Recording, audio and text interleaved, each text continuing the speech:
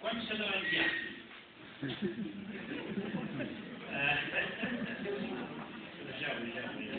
How many no Catalans?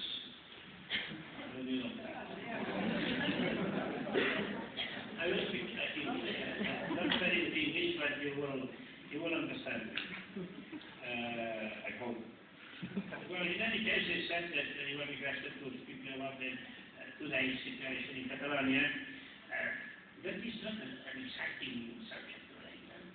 Not exciting. Because not exciting.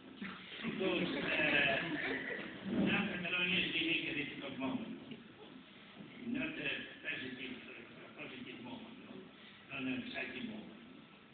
Then for several reasons. Some of the reasons are very normal, very general. Questions that we see some of these problems all around the world. Great challenges that make it difficult for the country to go ahead someday. For instance, globalization. Globalization is a great challenge.